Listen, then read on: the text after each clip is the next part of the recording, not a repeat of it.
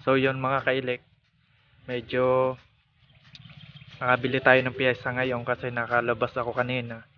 Kasi namigay ng bigas dun sa pinagtatrabahuhan ko kumpanya.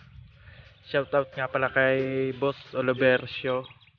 Siya yung nagbigay ng bigas sa mga employee.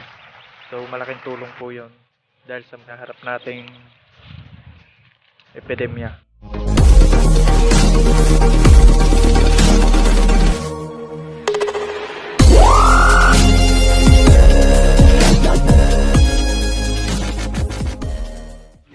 So yun guys, gagawa tayo ng basic na pagdilinya sa bahay.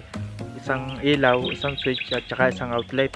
Ito naman ay para doon sa mga hindi pa nakakaalam. So kung alam mo na to, exit ka na sa video to kasi ito ginawa ko para doon sa mga hindi pa nakakaalam. So nakabili tayo guys ngayon ng breaker kaya meron tayong magagamit dito sa ating channel. So yan.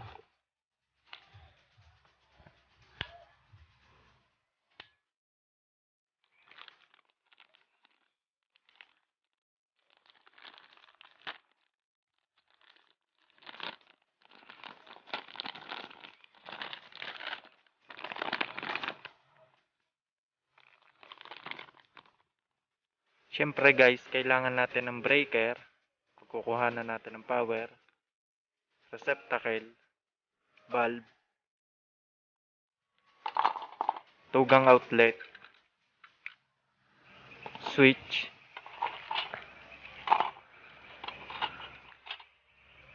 at wire.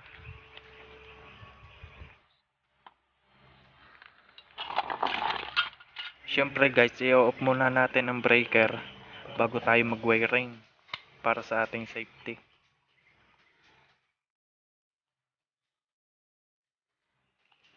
Itong isang linya ng receptacle, rekta na to papunta dito sa ating breaker. Yan, kakabitlaan natin guys. Pagka kami naglilinya yan, tinatawag namin siyang common wire kasi nakarekta na siya. Tapos kukuha tayo ng wire, kakabit natin sa breaker doon sa isang terminal, papunta naman siya sa switch. Siyempre guys, doon sa bahay pagka kayo naglinya na may PVC yon, susuksok nyo sa PVC. Ito ginawa ko lang para mas makita nyo. Yun, kakabit na natin tong switch.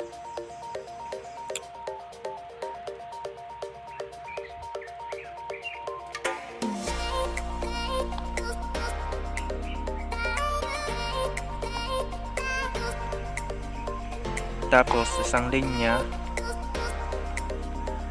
papunta dito, susuksok lang natin, papunta na siya dito sa ating receptacle. Siya mag-on off dyan.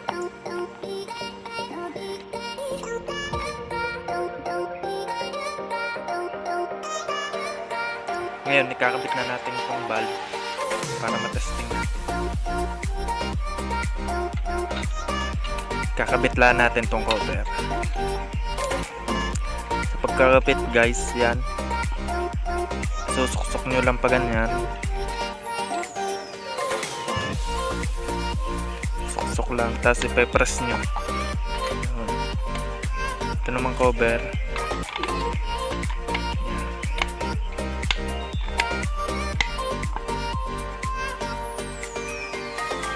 Okay guys, testingin na natin.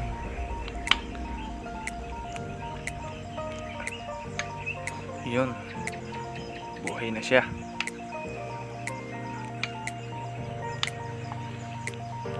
Ngayon guys, i-off naman natin ang breaker para maipakita ko sa inyo kung magdadagdag tayo ng outlet.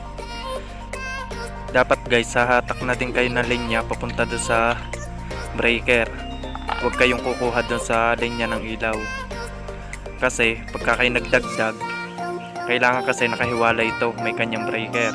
Kung makakabili na kayo ng panel board at madami na kayong outlet na ikakabit, may linya na siya papunta doon. So may hiwalay nyo. Yun kagandahan no. So yun guys, kakabitlaan natin diyan sa unang terminal. Papunta dun sa ating outlet.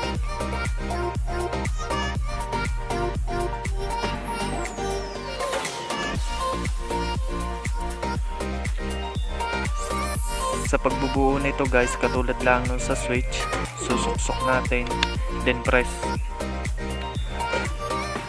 Suksok, then press. So yun guys. Ngayon may ginawa na akong pang jumper dyan. Ginawa ko kanina yan. So susuksok lang natin paparayan. Para mayroon ding supply yung kabila. Yan. Pagdudugsungin lang natin papagano.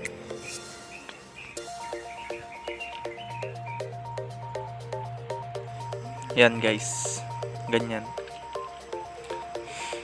Tapos susuksok na natin yung isang linya papunta dito.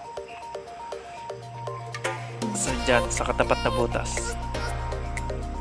Tapos kailangan natin na isang linya para dito sa kabila.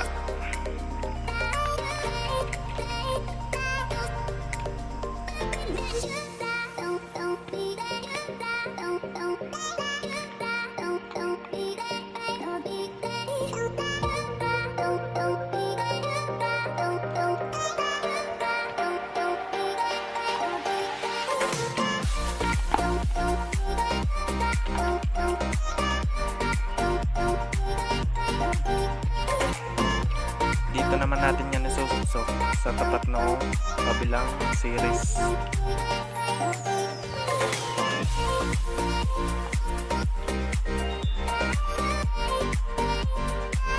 Pero syempre guys, isusuksok nyo yan sa PVC. Ginawa ko lang to para mas kita nyo linya. Sa susunod kong tutorial, gagawa tayo ng nakakabit naman sa PVC at saka sa utility box, junction box. So yun guys, ayan yung simpleng paglilinya lang sa bahay. Isang outlet, isang ilaw, kabit lang natin papababa.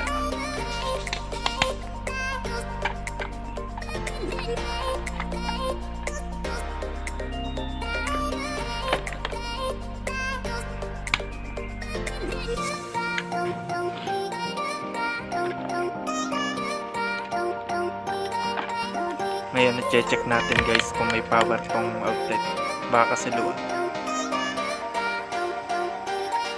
So yun guys, okay na, may power na siya.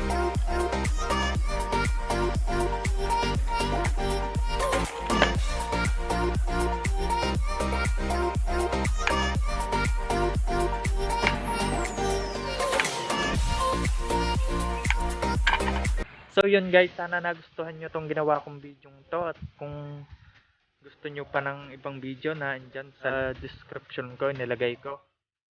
At sana wag nyo kalimutan mag-subscribe sa channel ko at mag-like and share na din para sa iba. So yun guys, thank you. Bye.